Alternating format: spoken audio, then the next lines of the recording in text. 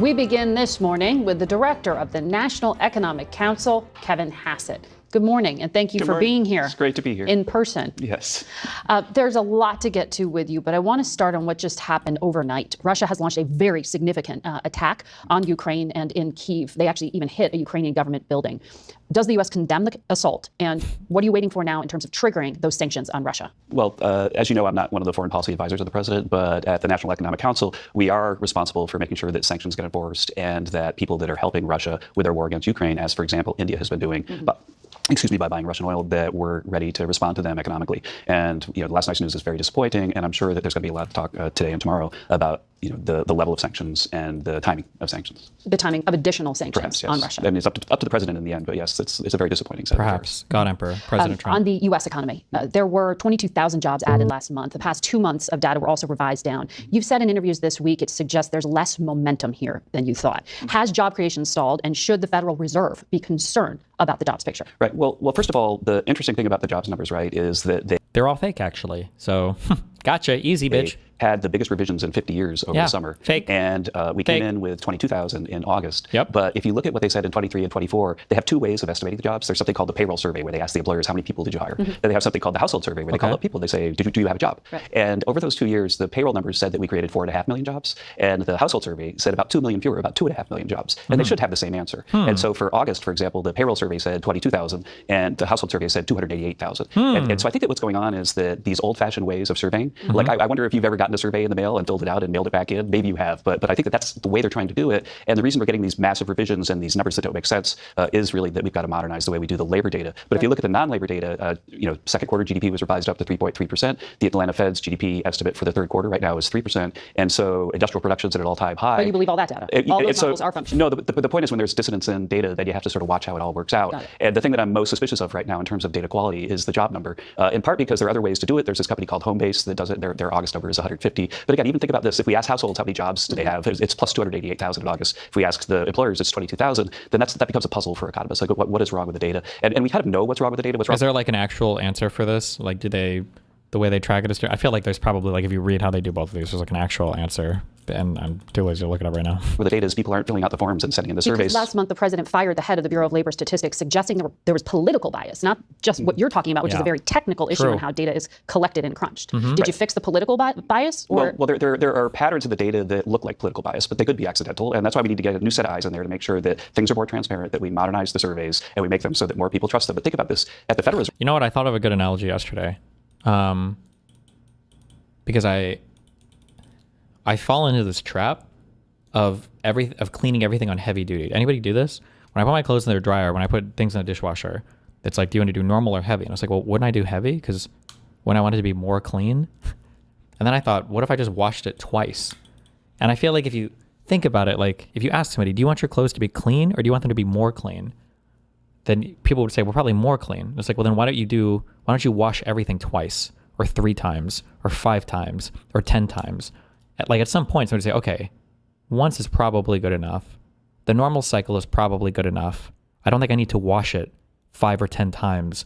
I feel like when people say these things like, oh, is there political bias? Yeah, we just need a new set of eyes on it. Why? Another set of eyes? Well, why not another set of eyes? Why not 5 new sets of eyes? Why not create a whole new board to look at it? Like, these are always given as truisms. It's like the Doge thing. Do we want to get rid of waste in government? I guess, sure. Okay, let's make Doge. How much waste do we need to get rid of? What is the waste cutting measures? How much waste is acceptable? None? 1%? 5%? Like, you can't just give these truisms with absolutely no qualifying metric that you're measuring or analyzing or that you're speaking with respect to. It's just so stupid. And that's why we need to get a new set of eyes in there to make sure that things are more transparent, that we modernize the surveys, and we make them so that more people trust them. But think about this. At the Federal Reserve... So you don't trust these numbers? From I think the BLS numbers need to really be improved. They need to be modernized. And I gave a talk at the BLS next to Alan Greenspan a few years ago where I talked about the necessity of modernizing them. And so I still agree with that position. But trend line-wise, when we hear from companies like Caterpillar, Deere, Ford, Procter & Gamble that their costs are going up due to tariffs, that doesn't suggest there's going to be robust hiring in those sectors, right? When a company is taking on something that could hurt their productivity or profitability, I should say. Inflation has come down quite a bit. It was in the high 3s when President Trump took office. The average over the 6 months is 1.9. And even the Fed right now... Is that true? 1.9 according to who? Really agrees that inflation has been under control if you believe futures markets, because the federal funds futures markets are now saying the Fed's going to cut interest rates 3 times this year. And so the Fed, they're expected to. And so therefore, the Fed is expected to feel like it's comfortable with where inflation is right now. But my point being, that doesn't forecast from these companies a scenario in which they would necessarily be hiring. I mean, have you been able to calculate what the immigration crackdown has done to employment? Well, yeah, there are a couple of things that we could look at. First of all, the private sector employment is up by about 500,000 this year, and government workers, government employment is down by about 100,000. There's another thing is that most of the jobs that have been created in the U.S. are for native-born workers, and there's actually been a reduction in labor supply for non-native-born workers. How do you prove that? Excuse me? How do you prove that? Oh, we have a survey.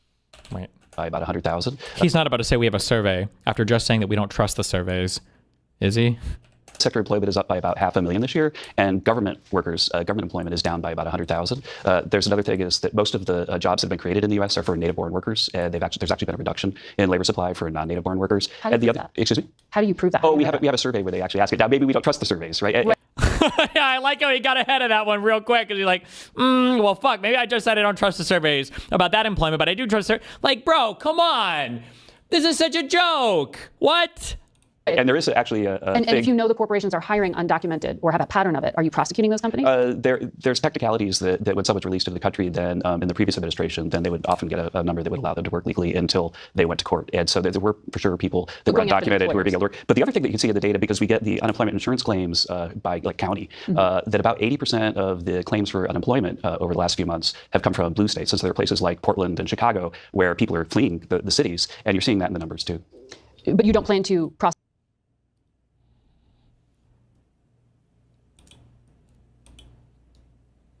Can you file for unemployment in the last state that you were in if you move to another state? Oh, are those numbers public, what he's talking about right there, where the unemployment claims are coming from? But you don't plan to prosecute companies who had this pattern you're talking about of hiring people in the country I work for illegally? the Justice Department, but I do see the pattern of native-born versus not native-born employment.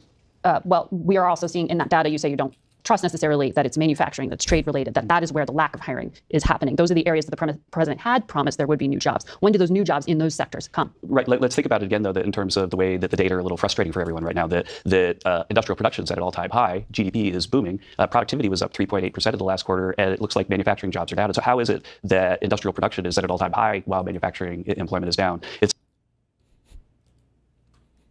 I mean, because capital produces a lot of shit and you don't necessarily need a lot of I mean, like, what do you mean? The relationship between employment and like overall goods produced doesn't necessarily have to correlate. It depends on the types of manufacturing you're doing, right? Manufacturing jobs are down. And so how is it that industrial production is at an all-time high while manufacturing employment is down? It's something that we're looking forward to seeing what happens in the revisions. The revisions have been last year. There's a benchmark revision next week. Last year, the revision was more than 1 million over the last year. This is why we need new and better data. Well, we'll wait to see if those jobs are created. I want to ask you about the Fed, because the president, you were standing next to him in the Oval Office, said he might basically make you one of the most powerful men in the world, because he's considering you to become the next chairman of the Federal Reserve. Oh, God. Our CBS polling we just did shows that 70% of Americans want the Federal Reserve to make decisions independently from President Trump, but there's a big partisan difference here. 59% of Republicans say the Fed should be guided by what Trump wants. 41% should be independent of Trump. Which Republican camp do you fall into? Oh, if I were in that survey, then I would say 100% that monetary policy, Federal Reserve monetary policy, needs to be fully independent of political influence, including from President Trump. The fact is that we've looked at countries that have allowed the leaders to take over the central banks, and what tends to happen is that it's a recipe for inflation and misery for consumers. And so central bank independence is something that, as you saw, there was a hearing this week about that Democrats and Republicans in the White House all agreed about. Now, the question is, has the current central bank been as independent as we would like, as transparent as we would like? And I think that there's some dispute about that, which we could go into if you'd like. Well, Secretary Bessent went into that in an article in the Wall Street Journal this past week. He talked about the central bank's independence being under threat due to mission creep. There should be an independent, nonpartisan review of the entire Fed, its role in regulation, monetary policy, and research. What's your plan to overhaul the Fed? Well, I don't have a plan to overhaul the Fed right now. I'm just happy to You do my job. Thinking about it. Look, I've been the president's one of his top economic advisors for 9 years. We talk about everything from golf to decorating the Oval Office to monetary policy. But right now, what I'm focused on is doing my job as director of National Economic Council every day. But you would endorse what Secretary Bessent wrote in that article I agree fully? with his article, yes. And you would be prepared to implement that vision for the Federal Reserve if you are chairman? It's a hypothetical that we'll see. Well, it certainly seems from one of the political appointees, the cabinet member, to be a vision for the future of the Fed that the Trump administration would like. I agree with this vision, but I look forward to the president deciding who's going to be the Federal Reserve chair, and I think that he and Secretary Bessent will do that ably. There are a lot of great candidates. What will you do if the Supreme Court does rule that the president's tariff policy, or at least those under the EPA, the International Emergency Economic Powers Act, are not legal? We certainly don't expect the Supreme Court to do that, and I think that we're on pretty high ground, and so it's a very unlikely scenario. But the fact is that there are other legal authorities that one could use to get the same outcome: 232s, 301s, numbers that we could go into if you like, but it might be like too deep a dive for the show on a Sunday. Right. But yes, there are other things that could happen should it go that way. All right, Kevin Hassett, thanks for coming in this Sunday morning. Wait, have we all watched The Big Short here? I've said this a lot over the years on my stream, that I changed my mind from leftist ideas are complicated and the right's ideas are simpler, so they have an advantage. I don't think I believe that. I think that's a cope that we all used. I think the right just worked a lot more on messaging and presentation, and the left just kind of assumed they didn't need to because they were kind of morally in the right. I feel like shows like The Big Show or movies like that show that as long as you have an entertaining presentation and you're trying hard to make things understandable, that you can explain relatively complicated or complex things to people.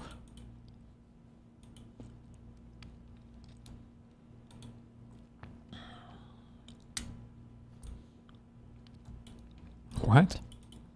Scrolling through my message requests, I'm reminded of the disgusting comments people still make about my Jewishness. Growing up, I was taught to hide that part of myself, and messages like this reinforce why, and how I look, somehow being judged against a stereotype of how Jews are supposed to look, is just as wrong. Wait, where is she from? Does she look Jewish? Why am I have no Judar at all. Where do you, in the United States, where are you hiding being Jewish growing up? I don't know if I'm buying that one. Growing up, I was taught to hide that part of myself. So you as a Jew were brought up to be deceitful? Never. Nice. Nazi. Yes.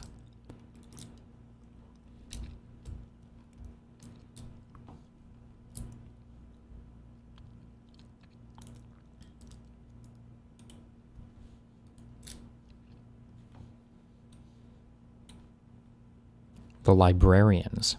Official trailer. I'm doing a criminal investigation into some of your staff. Essentially, the librarians are my suspects. Have you a real love of people, books, and learning? You may well consider the vocation of a librarian. It didn't dawn on us that we would come under attack. The word I have on my heart is repentance. We have librarians who are misunderstanding what is healthy and good for children. When I was first attacked, a student's mother was calling me a pornographer, pedophile, and groomer of children. This do not Was she? interrupt my time.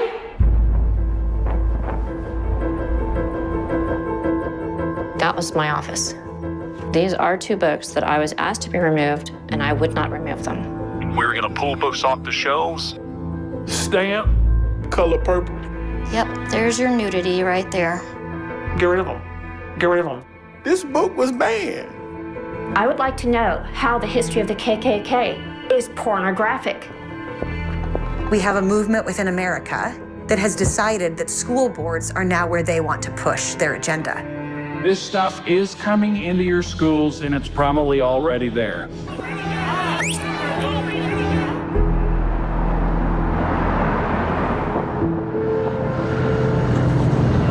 Part of the ethics of our profession to support the First Amendment and fight censorship. I've had former students reach out to me that have told me books have saved them. I'm going to speak out about it. This is not a communist nation. You do not get to pick our reading material. It is ours. You're trying to arrest librarians. I do not understand. You're a fascist. You're a fascist.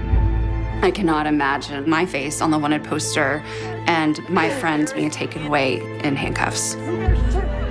You're coming for teachers and librarians, and they know it. This is a spiritual war.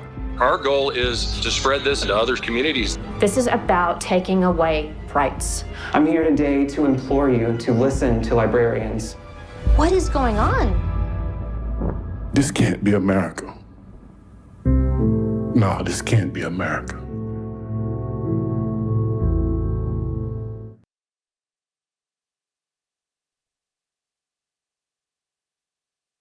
Now that's what I call a cool start, bro. Wait, I didn't hear the last of this. One sec. Not imagine my face on the wanted poster and my friends being taken away in handcuffs. You're coming for teachers and librarians, and they know it. This is a spiritual war. Our goal is to spread this to other communities. This is about taking away rights. I'm here today to implore you to listen to librarians. What is going on? This can't be America. Oh, fuck. Apparently this is like 3.5 hours long. I've heard so many people say that it's like the most boring thing in the world. But they sat down and they watched a little bit of it, and they were fucking hooked. Has anybody watched this? This is supposed to be really, really, really good. Guess what? I only watched the trailer for this. It's not boring. It's supposed to be really good. Like, of all the people I've heard who like turned it on and like they were just like, I'll give it a try. They were like hooked. It's supposed to be a really. Did you grow up watching Pee-wee? You're the exact right age. I don't think so. I don't even know what he was on. I actually never watched Pee-wee growing up. It was either Barney or like the Sesame Street stuff, or Mr. Rogers maybe. He was lame though. I feel like I saw Pee-wee Herman movies, but not like a show. Did he do a show?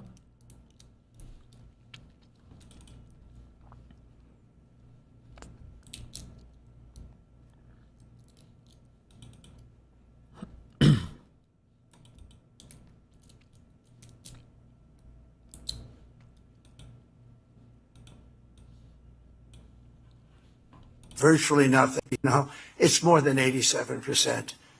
Virtually nothing. And much lesser things that take place in the home they call crime. They'll do anything they can to find something. If a man has a little fight with the wife, they say this was a crime, see? So now I can't claim 100%. But we are a safe city. You can walk to a restaurant, you can walk to the White House if you work there, you can walk to the Capitol. And even the Democrats, I can't believe it, but they don't want to admit it, but I can't believe it. We could do the same thing in Chicago, New York, Los Angeles. We did it. We saved Los Angeles. Like, this is what I'm talking about when I say, I've said this many times, creating reality for you. Like, Donald Trump deploys the National Guard to a city for a week and says all the crime is fixed. Like, this is a child's approach to society. We fixed it. We could just send the National Guard to Chicago and fix all the crime one time.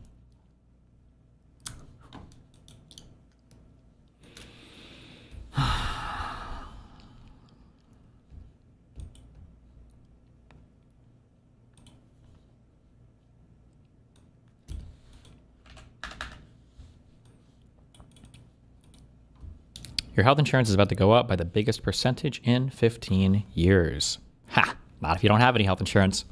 Woo yeah! Olivia from H3 quit because he recovered of Ethan's old account. Wait, what? Quit? I have a clip up that said she was just taking a break. Also, something not fun that I need to announce today, which is that our dear beloved Olivia is taking a mental health break from the show. And so... Wait, I'm sorry. Hold on. I just have to... the DC thing is especially insane to me because my wife and I were in DC for Warped Tour in June, and we're constantly commenting at how clean and nice DC is. This is what I'm saying. I've said this a lot, that when I started going to DC more as I was doing political stuff last year, I thought that DC was like a shithole. That was like a fucking war zone. I'd only ever heard of DC ghettos talked about from Dave Chappelle, and then I've heard that it's like a crime-ridden fuck city. DC's a really nice, really, like, for a time in my head, it was like in the top 3 of like places I would consider living when I was starting to do more political stuff. So I think that a lot of parts of DC that are really nice. I'm sure there are parts that are fucked as well. I probably just don't go to those parts. But I thought that DC was just wholly like a shithole. And actually, okay, maybe this is my European traveler vibes coming out. I kind of liked, this is embarrassing to admit it, okay, but I kind of like seeing old shit like the Liberty Bell in the little museum, or like, oh, the Abraham Lincoln guy who's as big as like a Dark Souls boss, the Washington Monument. It's like, oh, these are like really old, important things. In Philadelphia, you can see where the old, apparently when the country was founded, when they were building DC and doing all the shit there, the government, the first few governments were in Philadelphia or whatever. So you have like all the old buildings there and everything. Seeing all that stuff was kind of cute. I don't know. It was really cute. I was like, oh my God, it's like hundreds of years old of American history and everything. So I mean, listen, it is what it is. Obviously, we all love her. We are in touch with her. And she loves everybody. We are wishing her well. Yeah, she's the best. She's the greatest. She can do no wrong. Olivia. Stand up. At home. She's watching at home. Stand up, Olivia. We'll miss her and the joy that she brings to the office every single day. Absolutely. Yeah. It's a mental health break. Okay, she's not dead. She just needs She needs to take a break, focus on herself a little bit. Which I totally get. So we love her. Send her your best wishes. And it's all good. I mean, listen, it's understandable, sad, but understandable. We've all know this has kind of been going on the past week. So we've. If you go to Philly again, definitely do the tour of Independence Hall. Is that what I went to? Is that where you like the first Supreme Court was, and you can look inside and see where they debated the Constitution and all that shit? Because if so, that was one of the places we went to. All kind of already been chewing on it. I've been in touch with her still. We had a nice talk, and we love Olivia. Yes. Forever. Yes. So share your positive.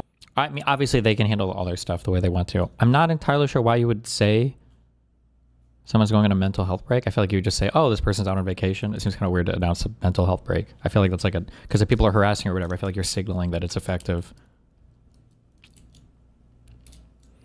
I've seen this Adam McIntyre guy get posted a ton on the H3 subreddit. This guy seems like a deranged, like snarker hater guy. Who is this guy?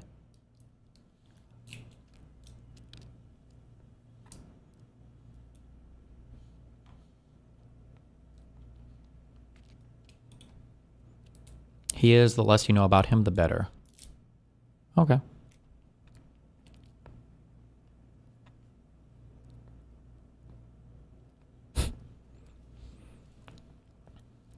Health insurance prices in the U.S. have been spiraling for 4 consecutive years, and employers are now bracing for the highest spike yet in 2025, the biggest increase in 15 years, according to a wide-ranging survey of more than 1,700 employers. The National Survey of Employer-Sponsored Health Plans by Mercer, a subsidiary of Marsh McLennan, as part of the advisory firm services to help employers manage health insurance costs while seeking to improve employee health and well-being.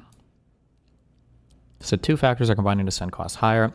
Health benefit cost trend has 2 primary components: healthcare price and utilization. Right now, both are rising. The survey projects that total health benefit cost per employee will increase by 6.5% in 2026, even with planned cost reduction measures, the highest jump since 2010. If employers left current plans unchanged, the increase would approach an alarming 9%, underscoring the relentless pressure on employer healthcare budgets. The upcoming surge marks the 4th straight year of elevated health benefit cost growth, according to Mercer, breaking from a decade with a modest annual increase of about 3%. Do you think that this wouldn't if you're on Medicare, people still have private insurance, right? That's what those Medicare Part B plans were, right? People will still have supplemental insurance. Some of the increases are due to advances in medical science, advanced diagnostics, and cutting-edge therapeutics, such as new cancer treatments and weight loss medications, are transforming people's lives and bodies, but come at steep costs compared to previous therapies. Provider consolidation into large health systems has strengthened bargaining power to set higher reimbursement rates with insurers. Patel said more people have been using various health services over the past 2 years. Wait. Provider consolidation. Oh, provider, so like, is this pharmaceuticals or hospitals? Or either one, I guess, providers of services or goods. Consolidation into larger health systems. Okay, so there are larger provider systems to strengthen bargaining power to set higher reimbursement rates with insurers. Oh, so they can fight for higher reimbursement rates from insurance companies. That's what this means. Patel said more people have been using various health services over the past 2 years, likely because of the lingering effects of delayed or missed care due to the pandemic and an easing in healthcare labor constraints. The rise of virtual healthcare and growing consumer acceptance of it, particularly in behavioral health, is also affecting utilization patterns because it removes geographic barriers to care and can be a more convenient option for patients. Inflation has also played a significant role with increased wages across the healthcare sector, feeding further cost increases. The pandemic accelerated virtual healthcare options, making it easier for people to seek care. Paradoxically, this easy access has contributed to higher overall utilization, driving up aggregate claims. How is that a paradox? If people can access it easier, they will access it easier. That seems like it would logically follow. No?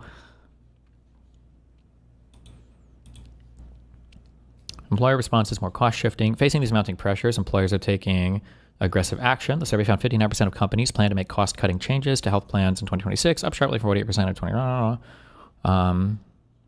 Retirement strategy involves raising deductibles and cost-sharing provisions, resulting in higher out-of-pocket costs for employees when they access care. Yet many employers are also seeking ways to curb costs without simply passing the burden on to workers. For example, there's an increased emphasis on managing high-cost claims and measuring program performance to guarantee value at the same time.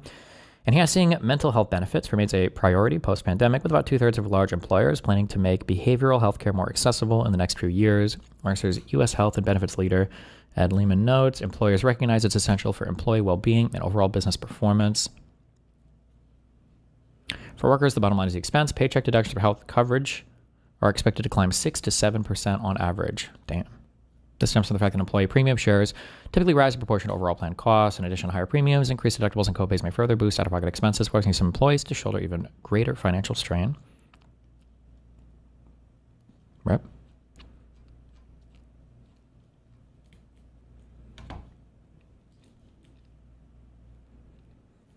But that doesn't matter because we're making America healthy again. True.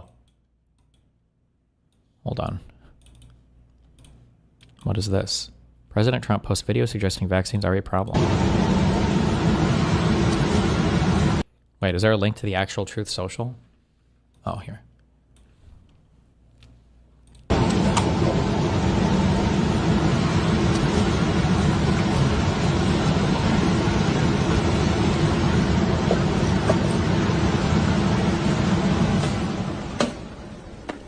Taub! Show them the thimerosal bottle, which we keep in a metal container because we're a little afraid of it, and it's a very fine powder. This is thimerosal, which is labeled very toxic. Has cumulative effects, can cause damage to the kidneys, to the respiratory system, skin, to the nervous system. It specifically warns on here that it can cause reproductive and developmental toxicity, meaning that it can cause things like autism and other neurodevelopmental disorders. That it can cause reproductive and developmental toxicity, meaning that it can cause things like autism and other neurodevelopmental disorders. Okay. This is immensely toxic stuff. And it's in vaccine. And this is what's in the vaccine. Wow. It's important to realize we're talking about a whole range of products. Vaccines are a big one because, of course, you're directly injecting it. For example, this is tetanus vaccine. This one expires. It's a little outdated now in 2007. Here's the thimerosal. I think my understanding is I don't believe there was any research ever linking this to negative health outcomes in people. But I think it was also removed from all childhood vaccines anyway, just because people were freaking out about it. By March 2001, thimerosal-free versions of all the recommended childhood vaccines for children up to age 6 were available in the United States for like over 20 years. This is David and Richard Gere. They are anti-vaxxers. Oh wait, why do I know those names? Richard Gere. Wait, what did we look at? Fuck, what was this about? Is Gere the original that the vaccines cause autism guy? He was the original one that published that horrible dog shit study, right? And then went on and did the horrible dog shit interviews, right? Oh no, that was Wakefield. Wait, why do I know? Why is Greer associated with it? Why do I have this name in my head? That was a different bonger. Is this guy a journalist? Jesus Christ. Nebraska Cornhuskers baseball. They accused RFK of having him work at HHS. Probably the lunatic anti-vax group. Okay, damn, never mind. I feel like I thought I had this guy's. I feel like I've read something on him before, but maybe not. 1 to 10,000 is a preservative. Perhaps the biggest one in the U.S., at least, that's for exposure to mercury is the influenza vaccine. Wow. Influenza vaccine is now recommended for all pregnant women, all infants, all children on a yearly basis. You're supposed to have last year's influenza? Understand that thimerosal is not added at the end. It's not like, well, that factory next year can make thimerosal free. Thimerosal, you either have to have a thimerosal free factory or you have to not have one. They add thimerosal at each step because the factory is not clean and not sterile. So you either have to have an expensive sterile factory where you don't need thimerosal, or you have to have one that produces thimerosal. It's going to need thimerosal or something the whole time. It needs to be stopped. This is the influenza vaccine from Adventist Pasteur, their flu zone. Thimerosal, 25 micrograms of mercury per dose. I'd like to point out that a lot of people didn't know, and I'm one of them. I've given... Oh, yeah, I thought maybe. You're probably thinking about the journalist who originally caught Dr. Wakefield. His last name was Deere. Maybe that's what I was thinking of. Maybe, yeah. 2,000 Rogam shots. I've been in vaccines for 35 years. I didn't know that Rogam had thimerosal in it. So I think a lot of the doctors were unaware. They were unaware that even the word thimerosal meant mercury.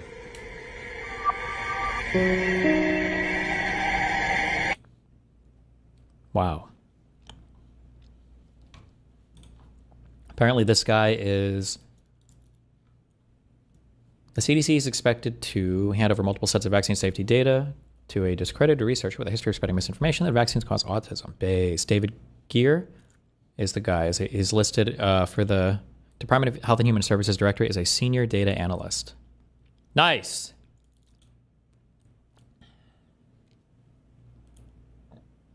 Oh no, the squirrels turned on Mamdani as well. Will Hassan turn on Mamdani, even though there's so much social clout and capital to be had by aligning with him right now?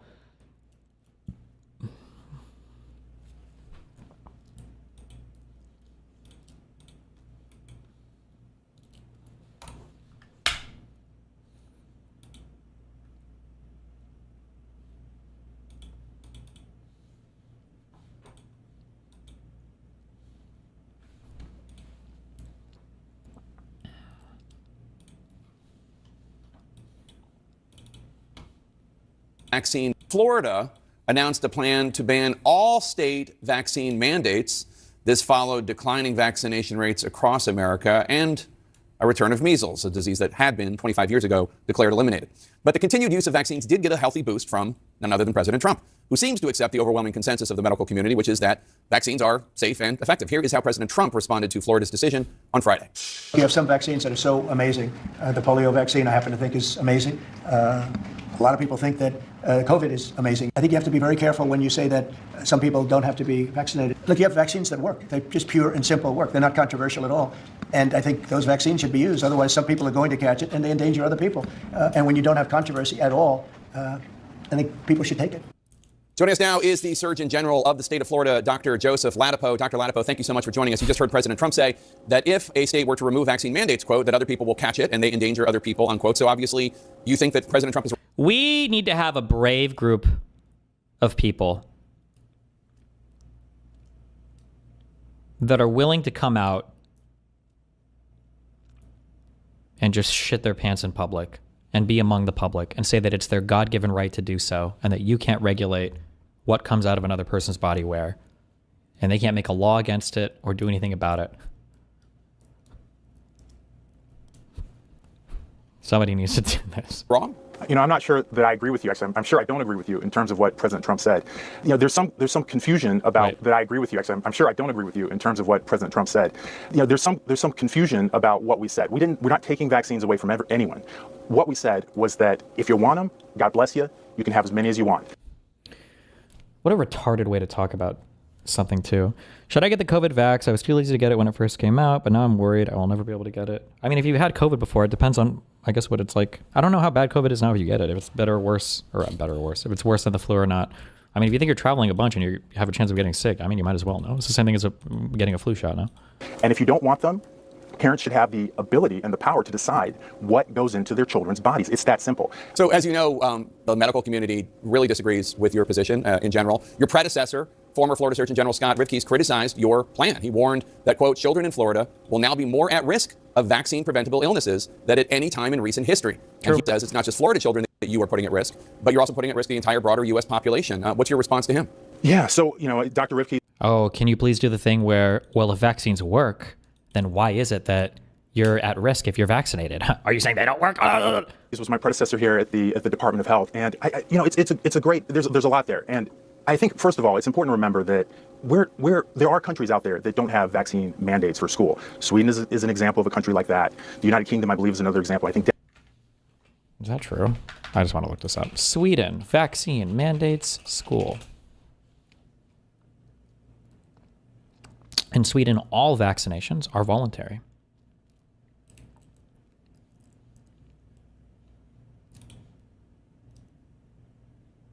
Children and adolescents are offered vaccinations against 11 diseases throughout the school and school healthcare services. Children who have missed vaccination or arrived in Sweden later than the scheduled time are of vaccination eligible for catch-up vaccinations.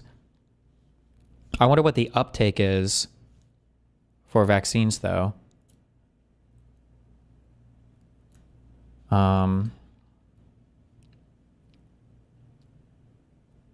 Coverage?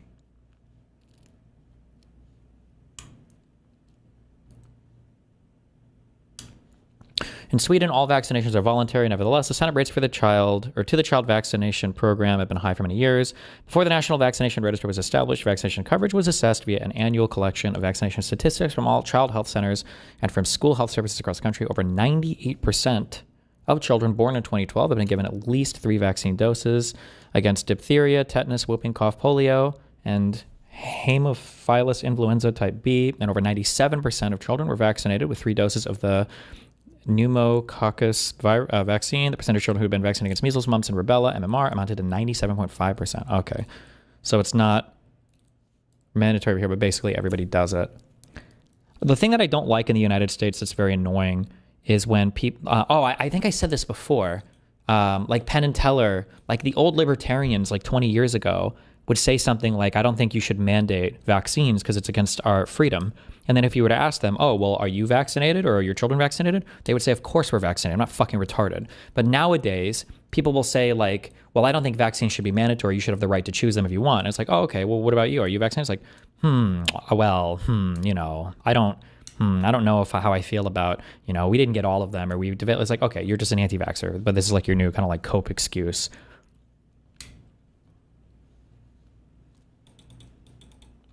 What is the coverage of, I wonder what the coverage of like MMR vaccines today are in the United States.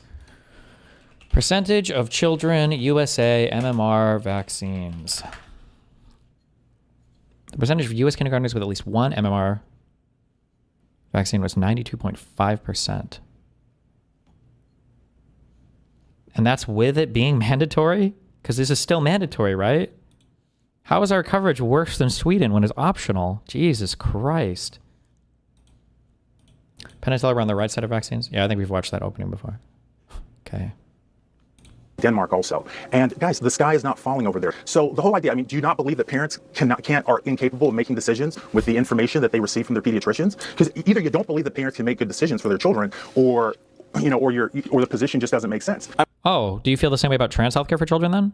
That should be the next question. That's an easy follow-up. Oh, okay, sure. What about trans healthcare for children then?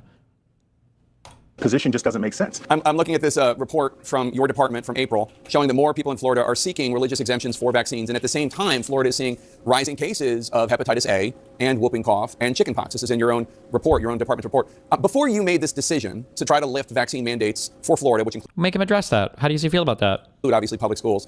Did your department do any data analysis? Did you do any data projection of how many new cases of these diseases there will be in Florida once you remove vaccine mandates? Absolutely. So absolutely not, because it's not you mentioned whooping cough there. So there's this conflation of the science and sort of what is the right and wrong thing to do. So scientifically, you mentioned whooping cough. So that's an example. This is part of the issue with informed consent. That's an example of a vaccine that is ineffective. The data show that it's ineffective at preventing transmission. So sort of mandates with that really don't have anything to do with the notion of transmission. The way he's saying transmission here makes me think that it does reduce the amount of people who are hospitalized, and it probably reduces how long you have like a severe, like the length of time that you have the disease or whatever if you do get infected. That's my guess. Based on the way that he phrased that, that would be my guess there. And then in terms of, like analysis, well, ultimately, this is an issue very clearly of parents' rights. So do I need to analyze whether it's appropriate for parents to be able to decide what goes into their children's bodies? I don't need to do an analysis on that. So you're trying to lift the vaccine mandate in Florida, and your department and you did not even do a projection as to how this could impact public health. So you have not prepared hospitals in the Florida counties most at risk with the best treatments for any outbreaks of measles, mumps, rubella, whooping cough, polio, and you have not looked into how many kids might now get these preventable diseases. That's what you're saying? No, that's what you said. What I'm saying is that it's an issue of right and wrong in terms of whether parents should be able to have ultimate authority over what happens to their kids' bodies. And just to be clear, parents don't have ultimate authority over what happens to their kids' bodies. Like, we do force them to do some things, right? Like if your kid is starving to death, you can have your child taken from you. If you're beating the shit out of them, like you can have your child taken from you. Like there are like minimum standards of care that a parent is expected to provide. If they're like outside naked and shivering in the cold, or if they come to school with a bunch of like bruises, or if they're diseased all the time, like you can get in trouble as a parent for that. In terms of outbreaks, we do have outbreaks in Florida, just like every state, and we manage those. So there are no new special procedures that need to be made. Right, but you're talking about doing something that no other state has done. Just as always. But you're talking about doing something that no other state in the United States has done, and removing the vaccine mandate for public. Can nobody have? This is like my Taylor Lorenz convo. We can't hold him down on any point. It's all just this. This is just all the media is now, is these people coming on and doing talking points, I guess. schools. You're making a decision that no other Surgeon General in the United States has done. It goes against what's recommended by every top medical organization, including the AMA, the American Academy of Pediatrics, the Boston Center on Emerging Infectious Diseases. It goes against what parents in Florida want. 82% of parents in Florida schools said public schools should require vaccines for measles and polio with health and religious exemptions. It goes against what Senator Rick Scott, a Republican from Florida, wants. He thinks sticking with a religious exemption is fine. It goes against the Florida Medical Association, which in the past has backed Governor DeSantis. So all of these people are wrong, and you are right. Again, sort of casting it in that way is not what I would do. Is not how I look at it. It's a fact. Look at the last. I would say what I would say is that my. Well, here's some CDC info before they change the site and edit it out, I guess.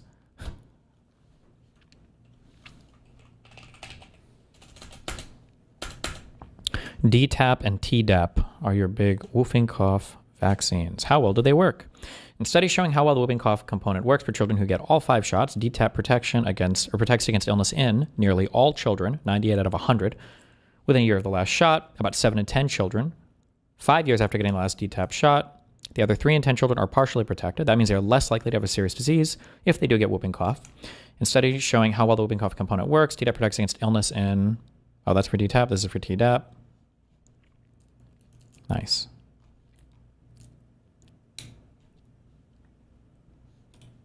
My history, if you will, is I share what I believe is the right thing to do, whether it's popular or not. You have sovereignty over your body. I mean, that's where it starts, and you should. Again, if you want to run with this hardcore, that's fine. But I think that I should be allowed to sue people if they make me sick. If we're going to go with this level of sovereignty, fine. But I should be able to force a genetic test on somebody to sequence the virus or disease or whatever. And then if somebody makes me sick and I lose time off work because my kid got sick because their kid isn't vaccinated, then you should be able to sue. You should be able to sue the person that made you sick or the family of the person that made you sick. Or not. You have sovereignty over your body. I mean, that's where it starts. And you should be able to decide what you put in your body. And if you can't decide what you put in your body, I mean, what do you actually... Like, you don't decide what other people put in your body if they cough near you, right? Or if they infect you with some disease, no? What can you decide? I know a veteran of the war in Iraq. He's a big Trump supporter. He's a big MAGA guy. He has a kid who is immunocompromised, who cannot get vaccinated. It does not have a strong enough body to take an immunization. He is relying on the kids in his class. I always hear this sometimes, but is this true? I thought that the thing is that just the vaccines just won't do as much for an immunocompromised person. Can immunocompromised people just not get vaccines, especially if it's like a dead version of the virus or it's like mRNA? Maybe there are some people like this. I don't know. I just haven't seen it if that's the case. A strong enough body to take an immunization. He is relying on the kids in his class to be vaccinated so he doesn't get those diseases. That's what President Trump was referring to in his comments. What is your message to the parents of immunocompromised kids who are relying on most kids being vaccinated so their kids are safe? You talk about liberty and freedom for parents, but it seems like you're removing liberty and freedom for the parents of kids who are immunocompromised. Fuck them. Yeah, I think it's an interesting way to take over my bodily autonomy. That to sort of describe that, but I don't think that's a dynamic at all. Ultimately, obviously, we're all very sympathetic to children and families who have to deal with chronic illnesses. And I'm a parent. It's we care about our kids more than anything. At the same time, it's important to recognize just the difference between right and wrong. And ultimately, however whatever the challenges are, and by the way, the challenges for being immunocompromised, I mean they're really. How would you respond if a conservative were to flip the question on you? You're okay with parents choosing to provide gender-affirming care to children, yet not with their choice to withhold vaccines? The issue with vaccines is that vaccines are a public health thing. The thing about vaccines is that it's not about just you. It's about everybody else. Like if there was a vaccine related to a disease that like you get and you can't spread or something and then you just die with it, then fine, then fuck them, I guess. But the issue is that vaccines kind of only work, right, when they're kind of like a whole society-wide thing, or that's when they work best. So it's like a public health question. Significant, and they extend way beyond just the diseases that we have vaccines for. Did you vaccinate your kids? Jake, really briefly, I'll just say one other thing. Jake, just really briefly, one other thing. Again, this whole Florida hasn't done any analysis, that's nonsense. You said you hadn't done any projection. We don't need to do. The way you're portraying it is nonsense. We don't need to do any projections. We handle outbreaks all the time. So there's nothing special that we would need to do.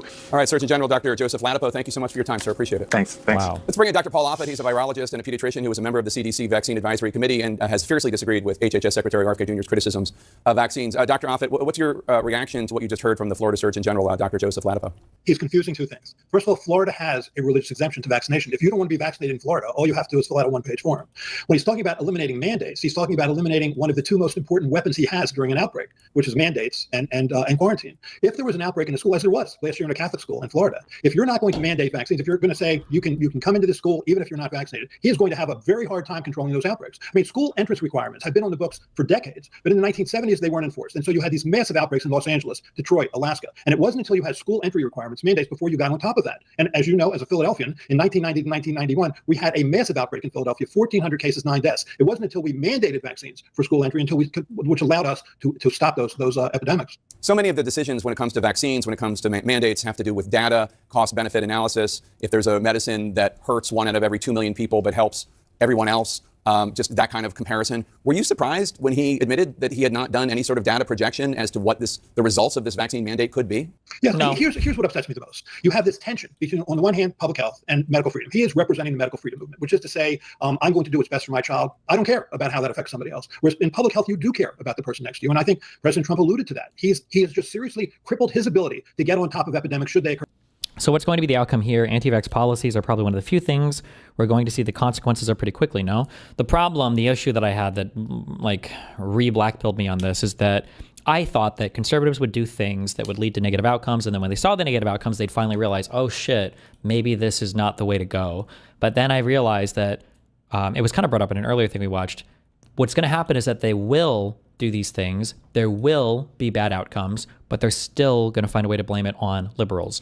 So for instance, when we start seeing more extreme weather events, the idea is not going to be that like, oh shit, maybe there is some like quicker climate change stuff happening than what we would expect on like large geological timescales. It's not going to be the climate change thing was caused by human things. It's going to be, well, it was human things, but it was like Jewish weather machines. And then that's going to be the new thing. So like if people are still getting sick or if like outbreaks are happening, it's not going to be because we've changed any of our medical system. It's going to be because, oh my God, the microplastics are spreading even quicker than we previously thought. You know, like there are some things that are just so well studied. I think it was a province in Canada. Was it BC? That got rid of fluoridated water, and then like there are no improved health outcomes, and you just see more people getting like cavities and shit. It's just like very predictable. I don't know if this is like a contention or a contentious thing anywhere in the world. Like the slightly fluoridated water just helps with tooth care. But I mean, yeah, what are you gonna do? I mean, I have a family member who is immunocompromised. They can still get a vaccine, but it's less effective. There's a range of it doesn't work, and it can have some benefit. Yeah, sure, that makes sense. Yeah.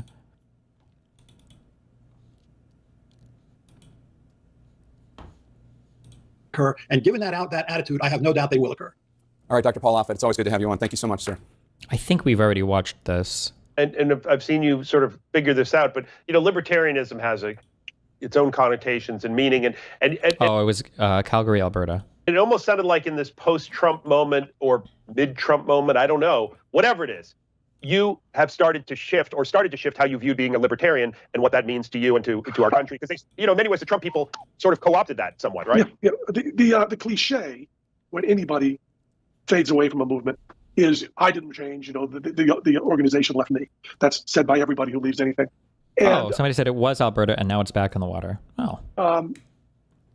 I don't want to be into that cliche, but I feel there's some truth to it. My idea of libertarianism was responsibility for others. That was the most important part. I wanted to trust people to take care of each other. Why are we preventing like vaccines prevent transmission? Is there new data that supports that this is the case? I mean, if you get vaccinated and you have a lesser bout of the disease, would that not logically follow? Like, I think viral load and everything is important. Viral load, I think, is reduced for people. Maybe I'm going to add this to a thing to look up. Fuck it. Maybe we'll do it after our news stuff. I don't know if this has been formally studied or not. And not use force. Libertarianism, from my point of view, was almost a pathological optimism and a love for people. It was a complete and utter lack of cynicism. I am not a cynical person. What about fluoride effects on babies and young children? I'm unaware of any negative impacts that fluoride has on babies or young children. And a love for people. It was complete and utter. Wait, babies? Why would they even have? Oh, if you make formula, I guess. Lack of cynicism. I am not a cynical person. I'm crazily optimistic. And I saw people using that same word, libertarian, to mean I don't care about other people. I don't have responsibility. People who cannot see the difference between I don't want to wear a seatbelt, which I can make an argument for, you should have that right, and I'm going to drive drunk, which I don't think anybody can make an argument for that you have that right. And when masks came along, I mean, there was actually a moment, actually a moment that happened, which is during the lockdown, I got an email from someone in the libertarian movement that said, we're doing anti-mask rallies in Vegas, and of course, we assume you'll be leading them.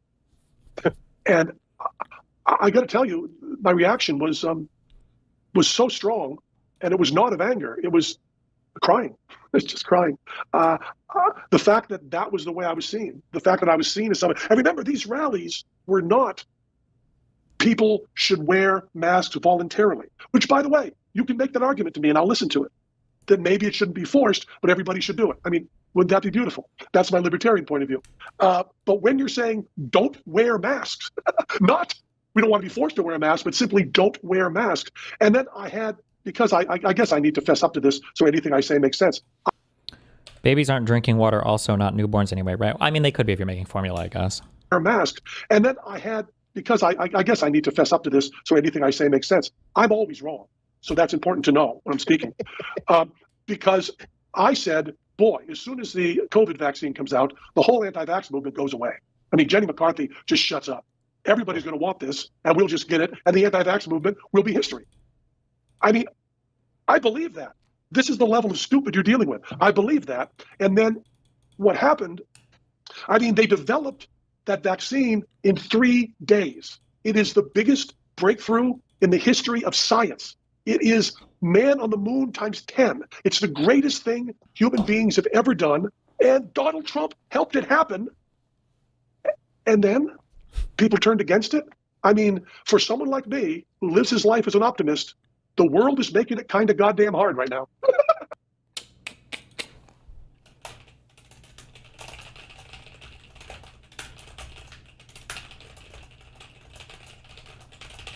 One second.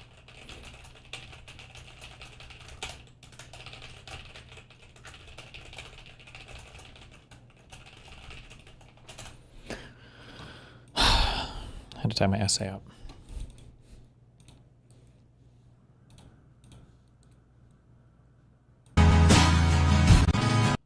The fuck?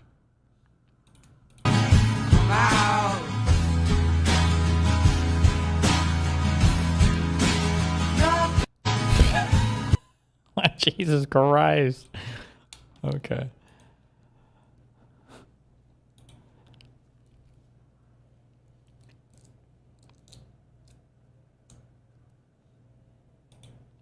Robert Kennedy has elevated conspiracy theorists from the pharmaceutical industry, so they don't want to hear the answers to the questions that they ask me.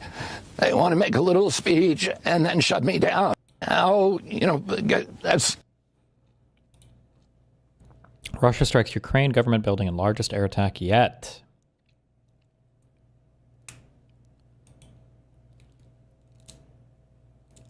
Don't worry. Trump is really getting him this time. He gave a final warning. Officials in Kyiv say an infant and a young woman were killed in Russia's latest strike on Ukraine, the largest aerial assault of the war so far. Ukraine says more than 800 drones were launched, as well as 4 ballistic missiles and 9 cruise missiles. The early morning barrage hit several residential buildings in Kyiv, wounding more than a dozen people. A fire broke out after drones hit the building that houses the Prime Minister's office and other ministries. It's the first time the government building has been hit. Ukrainian President Vladimir Zelensky called the attack a deliberate crime and prolongation of the war. I want to bring in CNN's Paula Hancock, who joins us now with the latest. So, Paula, the scale and the targets of the attacks, how significant is this? Well, Kim, the scale is certainly significant. The fact that you had some 810 drones. There was also about 9 cruise missiles, 4 ballistic missiles. It is the largest aerial assault that we have seen since this war began. And that is why we are seeing that so many of the missiles and drones did manage to get through. Now, the vast majority were taken down by air raid defenses, by the defense systems that Ukraine has in place. But they were simply overwhelmed in some cases. So we know that well over 50 drones got through. A number of those missiles got through. And that is where we are seeing the significant damage and the loss of life. Now, we did hear from the Ukrainian President Volodymyr Zelensky posting on social media that these attacks were, quote, vile, also saying Quote, such killings now, when real diplomacy could have started a long time ago, are a deliberate crime and a prolongation of the war. The world can make the Kremlin's criminals stop killing. All we need is political will. Now, the Ukrainian Prime Minister did confirm that the government buildings in Kyiv were hit. Now, this is really the heart of the capital. It is an area that we haven't seen hit before, at least specifically the government buildings, because, of course, the air defense systems would be very intense in this area to protect the heart of the capital. But we did hear from the Prime Minister that the top floors of the building that houses the Prime Minister's office were damaged. The roof was damaged. There were fire crews trying to put out the fires. We saw significant damage in some of the overnight images. And we know that this is close to the President's office as well. It's right next to the Parliament. So the fact that it was able, these Russian missiles and drones were able to get through to the heart of Kyiv is significant. We know as well it would have been a terrifying night for the civilians in Kyiv, for example. The air raid sirens sounded for 11 hours. Sorry, can we focus on the white Ukrainian women being killed in the United States by black people instead, please?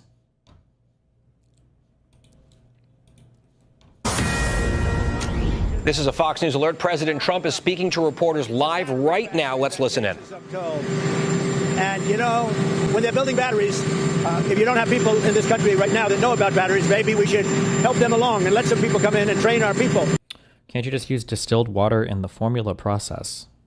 Sure. If you want to, sure, probably, maybe, yeah. To do, you know, complex things, whether it's battery manufacturing or computer manufacturing or building ships. So we're going to look at that whole situation. We have a lot of industries that we don't have anymore, and we're going to have to train people. And the way you train people is bring people in that know what they're doing and let them stay for a little while and help. So I'm going to look at that. It's a very interesting situation that took place in Georgia. And we heard about it yesterday. At the same time, ICE was doing right because they were here illegally. But we do have to work something out where we bring in experts so that our people can be trained so that they can do it themselves. Does that make sense? Right? Is it straining the relationship with Korea at all? No, we have a great relationship with South Korea. Really good relationship. You know, we just made a trade deal. But I'm going to another trade deal because I understand exactly what they're saying. Oh my God. I'm going to punch you in your fucking face. Scott Bessent threatens an administration rival. The Treasury Secretary's quiet tensions with Housing Finance Chief Bill Pulte exploded at a private dinner last week. Damn. A private dinner attended by dozens of administration officials and close advisors to President Donald Trump was temporarily marred by a dramatic clash between two of Trump's top economic officials, with Treasury Secretary Scott Bessent at one point threatening to punch top housing finance official Bill Pulte, is it Pulte or Pulte, in the fucking face. The Wednesday evening event was supposed to be one of celebration. It was both the much anticipated inaugural dinner at Executive Branch, the ultra-exclusive Georgetown Club, oh, that's the name of the thing, created by and for Trump World's uber-rich, and a birthday party for MAGA-friendly podcaster Chamath, it's Chamath, that's how you pronounce his name, right? Palihapit. This is the guy on that podcast, the Cringe Finance Crypto Bro, who's just slurps.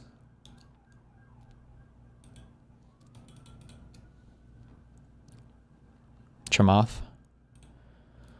A long table for the 30-something guests was set with top-of-the-line crystalline china. The guest list included Transportation Secretary Sean Duffy, Commerce Secretary Howard Lutnick, Interior Secretary Doug Burgum, Ag Secretary Bergman. But amid the cocktail hour din, Bessent lashed out at Pulte in an expletive-laden diatribe. The Treasury Secretary had heard from several people that the Federal Housing Finance Agency director had been bad-mouthing him to Trump, a person close to him said. He wasn't about to engage in chit-chat, as if nothing was amiss. Why the fuck are you talking to the president about me? Fuck you, Bessent told Pulte. I'm going to punch you in the fucking face. The scene was described to me by one eyewitness and 4 other people familiar with what happened. The only fact they disagreed on was whether it was Bessent or Pulte who initiated the conversation. They and others who described the conflict were granted anonymity due to the sensitivity of the situation. Pulte appeared stunned, and the tense encounter prompted club co-owner and financier Omid Malik to intervene, according to the 3 people, but Bessent wasn't having it. He sought to get him kicked out, the eyewitness said. It's either me or him, Bessent said to Malik. You tell me who's getting the fuck out of here. Or, he added, we could go outside. To do what? Asked Pulte. To talk? No, Bessent replied. I'm going to fucking beat your ass. Is this real? Seeking to de-escalate the situation, Malik separated the men, walking Bessent to another part of the club to calm down. During the seated dinner, Bessent and Pulte were placed on opposite ends of the table, and the party went off without further episode. The confrontation, which one Trump insider called bonkers and another called unhinged, Destiny fan, underscores the surprising tensions between top Trump officials tasked with working on the nation's most sensitive economic matters. This is just like how all of Hitler's guys all hated each other. Jesus. Christ.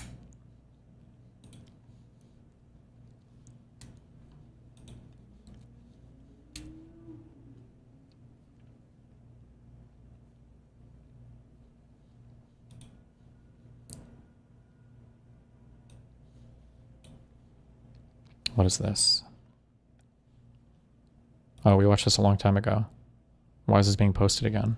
Oh, no shit, Sherlock. That is, you know, safe and effective. Do you still, over the summer in an interview, you said, quote, there's no vaccine that is, you know, safe and effective. Do you still believe that? All the interviews should be like this. I never said that. So, stop me. We have the clip. Please play the clip. Play the whole clip. You've talked about that the media slanders you by calling you an anti-vaxxer.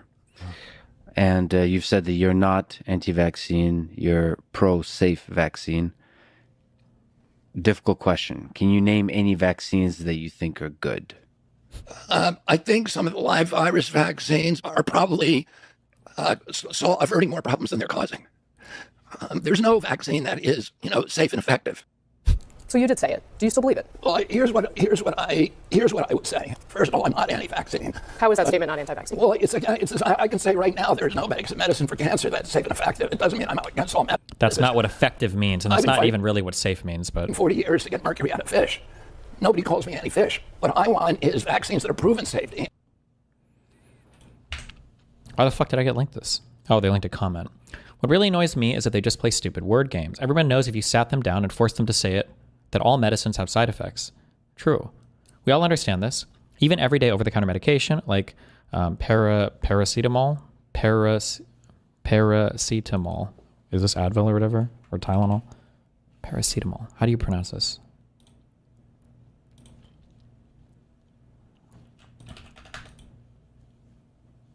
#2 paracetamol on your flight to help you. Paracetamol. See, let's think about our little analogy with that paracetamol. No one cares. Paracetamol. It's even faster than paracetamol. Paracetamol. Okay, paracetamol. Okay.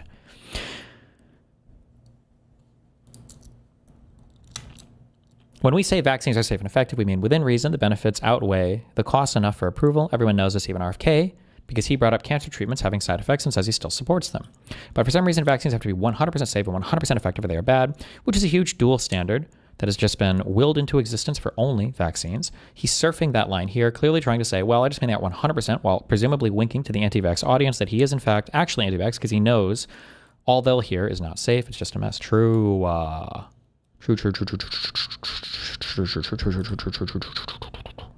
True.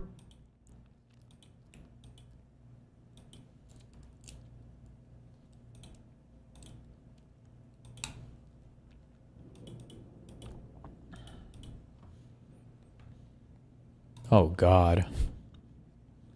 Tonight, Marjorie Taylor Greene is coming onto the Young Turks to talk about a major piece of news. It will be the beginning of a very large fight in this country about what we're doing with foreign policy going forward. Don't miss it tonight on the Young Turks on YouTube. Show starts at 6 p.m. Eastern Time. Holy shit.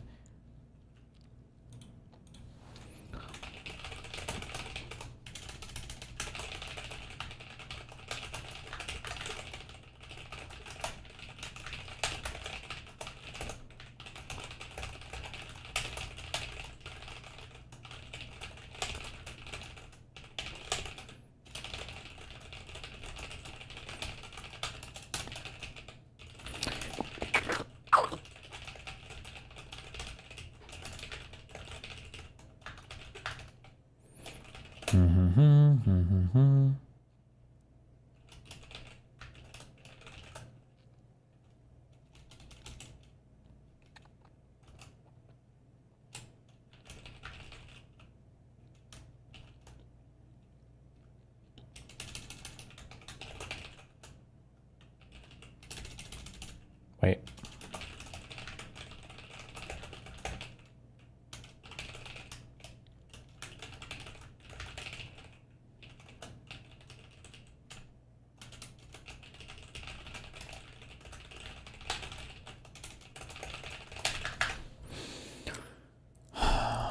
Taking bets on how much Jen gets used as a MAGA cock sleeve again. Well, no, it'll just probably be them shitting on Israel the entire time. Don't watch this. Maybe watch this privately afterwards. But what we need to understand is that she died doing what she loved. And we have decided to honor her for thinking so highly of me, that she was willing to do this in what she thought was a way to honor me. And we have decided... The fuck is this? How Queen Elizabeth died.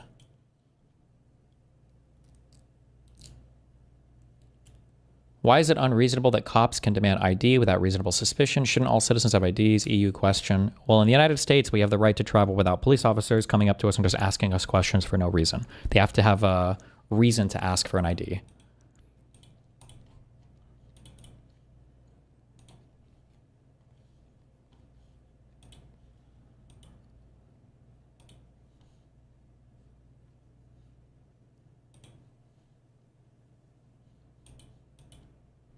Ew, no shot.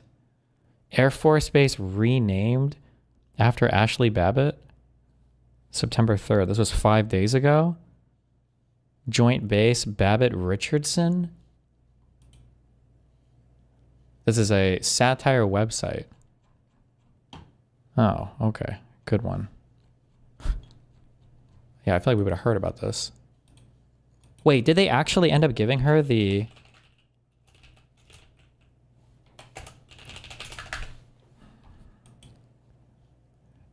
She has not been awarded the Presidential Medal of Freedom. There have been recent developments regarding military honors and a settlement for her family following her death. I feel like I heard about this. Oh, no, I'm thinking of Rudy Giuliani. And then it was the military funeral for Ashley Babbitt.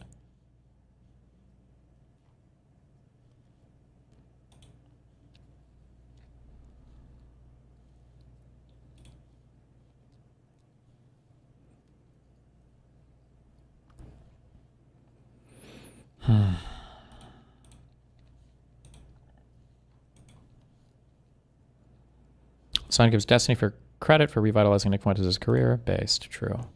Every single career. It's crazy how, according to Hassan, I've made every single person on the internet's career except for his. Isn't that kind of weird? Hutch calls out Mike from PA for encouraging his audience to file an FEC complaint in response to Hutch's connection to progressive victory. Wait, what did Mike... Or what did, yeah, what did Mike say?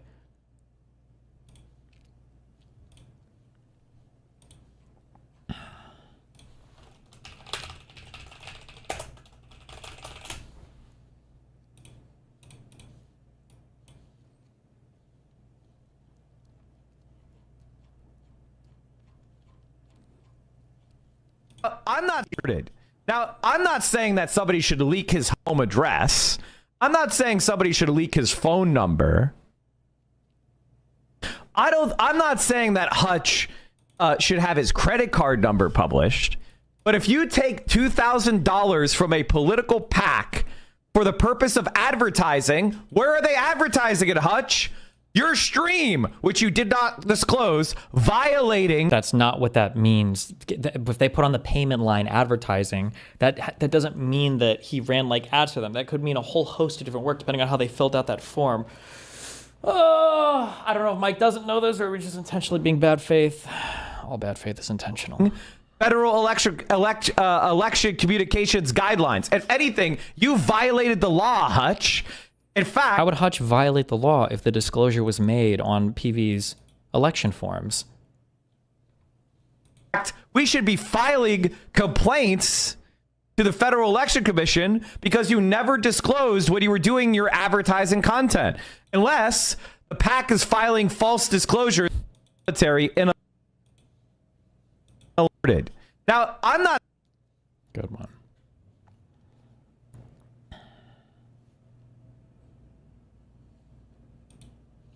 This fucking retard. Why does anybody take Fantano seriously at all? Do they? Maybe they don't.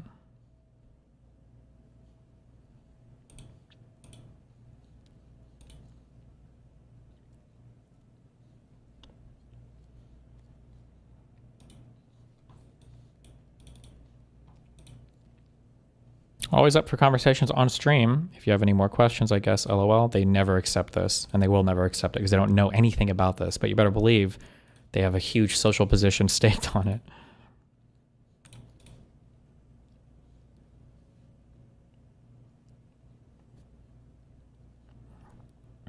People like this aren't in the conversation out of curiosity or desire to change anything. The Middle East only exists to them as a means of moral self-aggrandizement, which is why, for all the presence they've amassed on social media, they've been utterly useless for the people they pretend to care about. At best, they may have slightly contributed to boosting Hamas's morale with some, mostly symbolic victories in the propaganda war and given them a reason to keep fighting while Gazans pay the price for their actions. Wait, what is this red thing? I don't understand what the meme is here. Because it was longer than 180 characters? Can't you make longer tweets on Twitter now? Or do you have to pay for X to do that?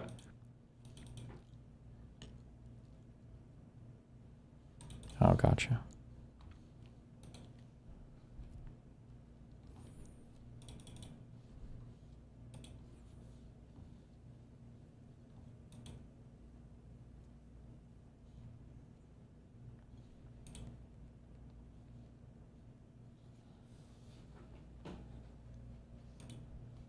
Tectone is tired. I'm just so tired. Hornet has strong transcoding. Who cares? Why not just not watch it? Why would you like get yourself so worked up over all of this? Who the fuck cares, dude? They're not even human. They're like weird creature things. This post has 11 likes and 52 comments. Why the fuck do you care?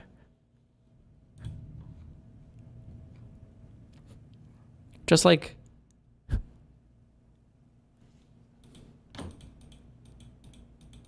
Jesus.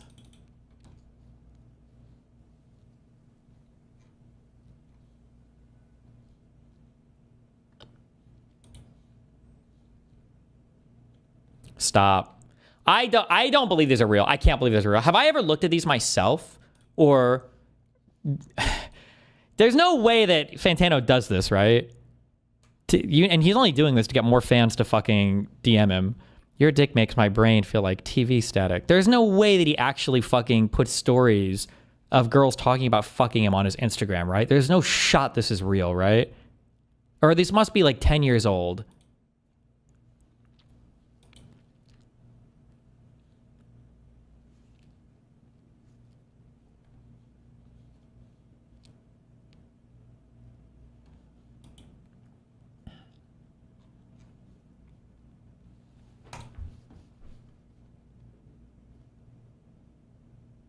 Okay.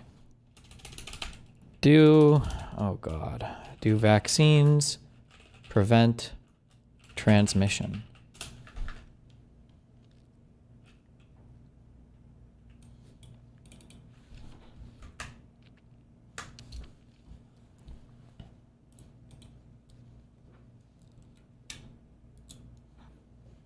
Control F. Transmission. Okay, good one.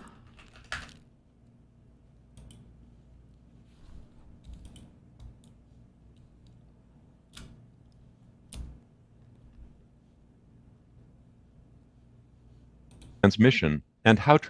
This is the New England Journal of Medicine COVID-19 update for September 21st. This is a fucking robo voice. 2022. I'm Stephen Morrissey, managing editor of the journal, and I'm talking with Eric Rubin. Is the managing editor a robot? Editor-in-chief, and Lindsay Baden, deputy editor. Eric and Lindsay, it's been a while since we've discussed the dynamics of transmission and how transmission actually occurs. I realize that there's a reason for this. It's very difficult to study it directly. But we do have hundreds of millions of individual observations. So with all of that, what have we learned?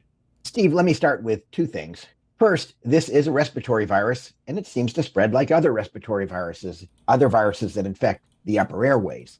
Like these other viruses, transmission of SARS-CoV-2 can be very effectively blocked with masks and somewhat less so by distancing. The transmission we've seen over the course of the epidemic has mostly been driven by human behaviors. When there were lockdowns and widespread use of social measures, transmission was decreased. In fact, there are places where transmission was blocked entirely. We still see these sorts of measures being taken in places like China with some apparent success. The second is that vaccination, which was highly effective at decreasing transmission, at least for symptomatic disease, became considerably less effective with time. There have been various measures of the efficacy of vaccination in preventing transmission. I'd say it's very difficult to accurately measure this, but it's fair to say at this point, vaccines aren't playing a big role in blocking transmission. So, Eric, I think you raised several important concepts. And I think we have to think about biology versus behavior. And I mean that the asymptomatic nature. Why were they effective in the beginning and not as effective now? Of many infections, particularly early in infection, is a very important parameter that makes it difficult to identify and therefore control and limit transmission. Obviously, behavior, if one is not exposed, one cannot get infected, and that's where the barrier and distancing maneuvers are important.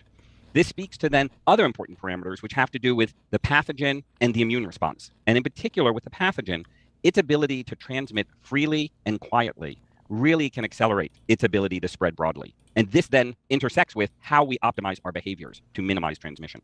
So we've observed a lot over the last 2 years, and Steve, as you say, in hundreds of millions of individual cases, but we still are struggling with really understanding how transmission occurs, and therefore how best do we abrogate it. So we don't know how to make a perfect vaccine, but what can we gather from what we've seen so far? We've really only seen one period when there was a clear effect of vaccination on transmission. This was very early after the introduction of the first mRNA vaccines, when they appeared to almost completely block infection. I should be drawing a better distinction here between infection and transmission. Certainly, if there's no infection, there can't be transmission. So the two are very closely related to one another.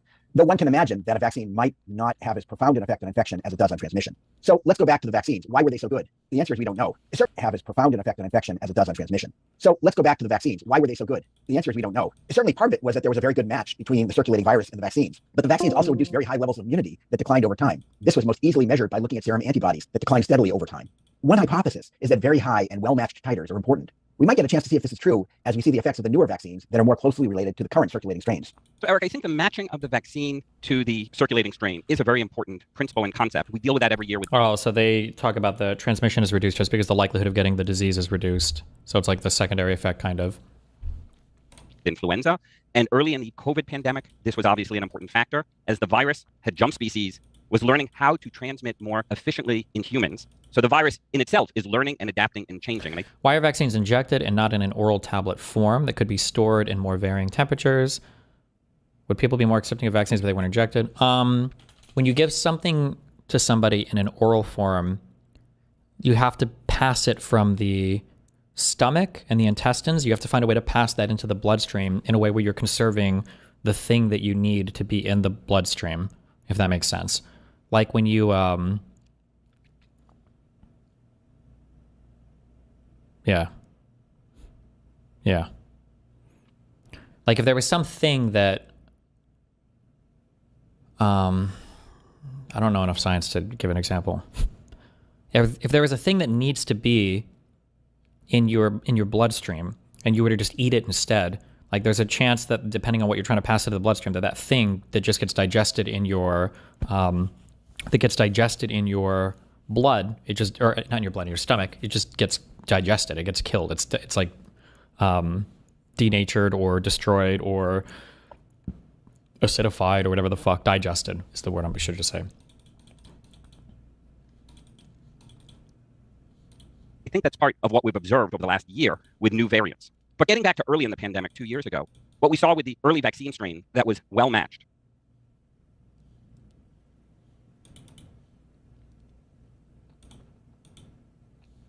was that it blocked infection. And in those who became infected, the viral load was substantially lower, several logs lower, than those who were vaccinated and became infected, all suggesting decrease in ability to transmit, although direct transmission studies are incredibly difficult to do, given the many variables we've already alluded to. But I think what's gone on over the last 2 years is the virus itself has figured out how to better transmit among people. We don't fully understand the implications of the viral mutations, but what we do know is its efficiency in being able to transmit, such as with Omicron, which only emerged in November of last year, and within a month or two, rapidly spread globally in a much more efficient manner than its predecessor. And now we have additional variants, descendants of Omicron, BA4, BA5, among some. Being vaccinated reduces the severity and likelihood of symptoms, coughing, sneezing, which are some of the primary ways the virus propagates in air. Yeah, that's true. But also, if you don't get sick, you're also not going to spread it as well, right? So like if I walk into a room with 10 people and none are vaccinated, I'm going to spread that to more people than if all of them were vaccinated, right? Maybe only 3 get sick as opposed to maybe 9 getting sick. So in a way, it kind of like it reduces transmission by making you a less likely vector to jump through. Several others that have been able to transmit very effectively. So it's not just the matching of the vaccine, the immunogen, to the pathogen, but we also have to remember that the pathogen is figuring out how to do its business better. And I would argue its business is not to make us sick. Its business is to transmit silently and efficiently so it's able to reproduce and spread more widely. That means in many of us, we do become sick. So that's an incredibly important parameter that we have to continue to monitor and learn how to better treat. But we shouldn't confuse the issue of the virus is trying to figure out how to, from an evolutionary standpoint, be more fit in how it transmits. I think that's a great point, Lindsay. The evolution of the virus is being driven by transmission. We, of course, care about illness, but the virus probably doesn't care about illness, except for the fact that transmission might rely on some of the symptoms that we develop. For example, coughing, sneezing, upper respiratory symptoms are probably the ways that the virus transmits most effectively. So there is some tie to illness, but causing severe illness and death is probably not helpful for viral transmission. So many physicians have seen cases where some members of a household get COVID and others never develop symptoms. Conversely, we've all heard of events where there were very high attack rates. So why is transmission so inconsistent? It's a great question, Steve. We've all heard about the weddings where lots of people got infected. And in fact, I just came from a scientific conference which had very high attack rates. Transmission is complicated. It's really tied to two factors. For an individual, the probability of that particular host getting infected when exposed is dictated in part by their immunity and by the total exposure of that individual to the virus. We can't really measure exposure, but some of the unusual high transmission events suggest that there must be exposure to a lot of virus. One way this could happen is when virus is aerosolized, meaning it's dispersed into very small droplets. These tiny droplets can remain suspended in the air for extended periods of time and could potentially avoid filtration by standard masks. And we've seen examples of that early on in the epidemic when there was air blowing through a restaurant and suggestion that people downstream of that airflow were getting infected. But it also can happen because an infected patient aerosolizes effectively when coughing or sneezing because of lots of viral shedding. A corollary of this is seen in tuberculosis, where those with TB of the larynx can be super spreaders because of the location and nature of the infection, which results in high degrees of aerosolization. Eric, I think aerosol versus droplet transmission is quite complex and challenging to study, especially in normal social circumstances. So one needs to carefully understand scientifically how a pathogen is able to transmit through the air. But there also is a receiver part of this, meaning the susceptibility of the individual. And here, there are differences in receptor densities in the upper airway or lower airway. What I mean by that, if we think about the ACE2 receptor or the TMPRSS2 receptor as well, one needs to think carefully about what is the density of that in the area where the virus may land. And some of the biology of this we have windows into, with children having different densities of these receptors, particularly the ACE2, in their airways compared to adults. Individuals who have had airway injury, such as smoking or other lung injury, may also change the density of receptors, which can impact the susceptibility for acquisition. So I think it's both the pathogen as well as the behavior, as you pointed out, airflow, and the host in terms of the receptors and their presence in the upper and lower airways and how this may impact transmission. And some illness may be due to greater densities of receptors or the ability of the pathogen to bind to the lower airway better than the upper airway. So there's a lot in here that we have to understand biologically, but it is the pathogen, the behavior, as well as the host that may impact transmissibility. So given all of this, how can we effectively decrease transmission? I suspect there are two ways. We've discussed in the past the possibility of developing better vaccines that can effectively block infection. Big pharma, more vaxes. Yeah, how many boosters are you going to make me take, Doc? We don't know if this is possible, but if it is, it would very much change our approach. For now, though, there doesn't seem to be much of an appetite for requiring social measures again in most communities. So the best an individual can do is to gauge their own tolerance of risk, and if they'd like, take these measures on their own. So Steve and Eric, I think this is complicated, as we all understand. As we think about developing better vaccines, there are aspects of the biology that we have to reflect on. We've discussed before the issue of compartment biology. What is the immunology systemically and the immunology in the site of contact with the organism, the mucosa, the upper respiratory tract? And we have to think about, do we develop better tools like vaccines that can elicit a stronger immune response? Okay. A few more links. What is this? Hey, is it normal for federal agents to wear a golden pin of the president's profile? This fine gent was photographed yesterday at the ICE building just outside Chicago. Wow. He's got his king right on his, pinned right to his vest. Nice.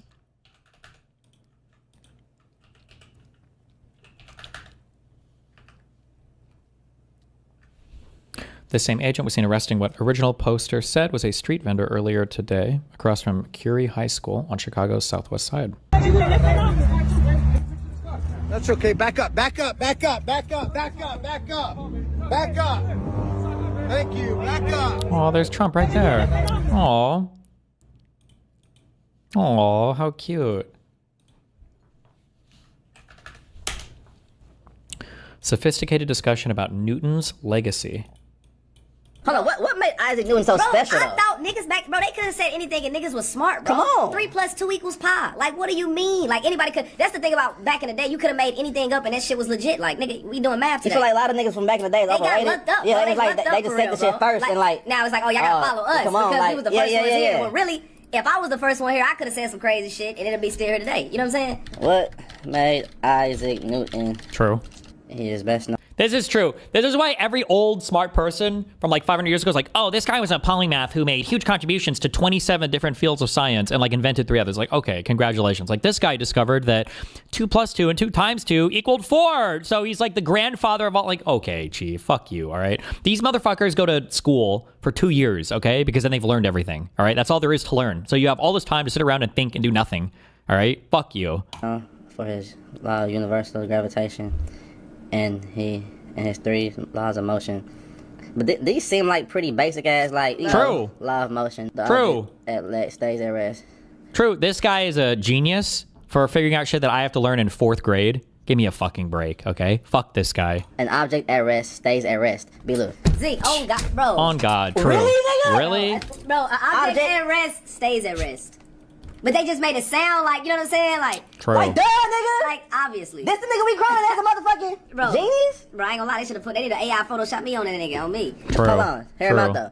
An object in motion stays in motion. No shit, nigga! Why, bro? Nah, I ain't gonna lie, Zeke, that's crazy. They just made any Nah, nigga. I ain't gonna lie, that's crazy, Zeke. An That's object crazy. in motion stays in motion. What else is gonna do, B-Lou? What else is gonna do, Zeke? Hey, y'all swear this nigga was a genius. True. He was the first one that said the shit. Zeke, for every action, there is an equal and opposite reaction. Sound.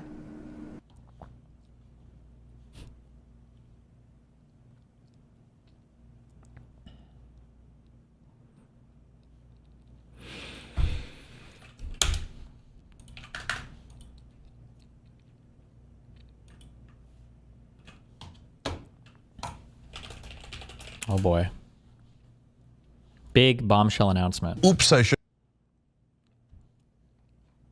How long is their show normally? I can't watch this for long periods of time. It's too much. Tell me when Margie goes on. Destiny, this is like taking the conclusion of a 100-page research paper and saying it's easy because you understand the concluding remarks for non-researchers. Yeah, it is, because those papers are easy. Duh. This is so obviously aimed about it's not even funny. Don't leave the FOV smoothness settings on default next time. LOL.